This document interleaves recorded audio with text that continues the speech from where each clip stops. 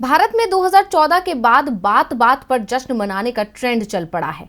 टीका लगे तो उत्सव, 15 अगस्त आई तो अमृत महोत्सव और अब 100 करोड़ वैक्सीन लगाने पर भी टीका उत्सव मनाया जा रहा है। लेकिन इन सब के बीच कांग्रेस अध्यक्ष सोनिया गांधी ने जो बात कही है वो पते की है। उन्होंने चेताया है कि पीएम मोदी की बातों में ना आए। इन्होंने दूसरी लहर से पहले भी कहा था सब चंगासी, लेकिन दूसरी लहर का खौफनाक मंजर सभी को याद है। सोनिया गांधी आखिर ऐसा क्यों कह रही हैं, आइए जानते हैं। पिछली 2 कोरोना लहरों में हम जान चुके हैं कि व्यापार चलने और बाजार खुलने का इंतजार सिर्फ हम लोग ही नहीं करते, बल्कि कोरोना वायरस भी करता है।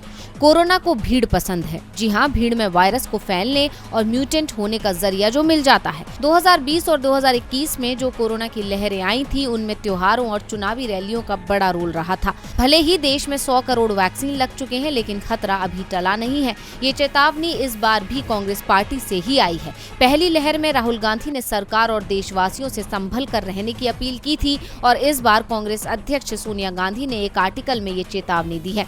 सोनिया गांधी ने कहा है कि हमारे पहले पंक्ति के स्वास्थ्य कर्मियों को इस बात का पूरा श्रेय और बधाई देनी चाहिए कि उन्होंने कोविड-19 वैक्सीन की 100 करोड़ डोज का एक कीर्तिमान स्थापित किया। लेकिन 100 करोड़ वैक्सीन डोज के जश्न में हमें अभी भी ढिलाई नहीं बरतनी चाहिए। हमें अभी भी अच्छी तरह याद है कि किस तरह प्रधानमंत्री ने इस साल अप्रैल में मुख्यमंत्रियों से कहा था कि हमने बिना वैक्सीन के ही कोविड को हरा दिया है। इसके चंद महीने बाद ही देश भर में कोरोना की ऐसी भीषण लहर आई जिसने सरकार के सारे समय से पहले किए गए दावों की हवा निकाल दी। 100 करोड़ वैक्सीन की उपलब्धि के बाद प्रधानमंत्री ने जिस तरह प्रचार प्रसार करना शुरू किया, उससे यह बात लोगों को दिमाग से मिटाने की कोशिश की गई कि दुनिया भर में सिर्फ 2 ही ऐसे देश थे जिन्होंने 100 करोड़ वैक्सीन का आंकड़ा छुआ और हम उसमें दूसरे नंबर पर थे।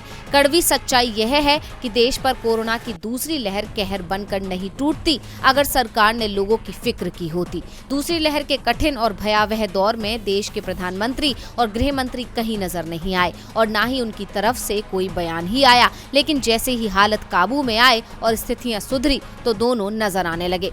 ये बात सच है कि विश्व के कई देशों में तीसरी लहर अपना तांडव दिखा रही है और भारत में भी जल्द ही 5 राज्यों में चुनाव होंगे जहां पार्टियां बड़ी बड़ी रैलियां करेंगी। रैलियों में उमड़ी भीड़ को जीत से जोड़कर डंका पीटेगी। लेकिन इस सब का खामियाजा आम जनता को कोरोना की तीसरी लहर के रूप में उठाना पड़ सकता है। इसलिए जरूरी है कि सरकार, राजनीतिक पार्टियां और आम जनता भी अपनी जिम्मेदारी को समझे और तीसरी लहर लाने में किसी तरह का योगदान ना दे। डीवी लाइव की रिपोर्ट।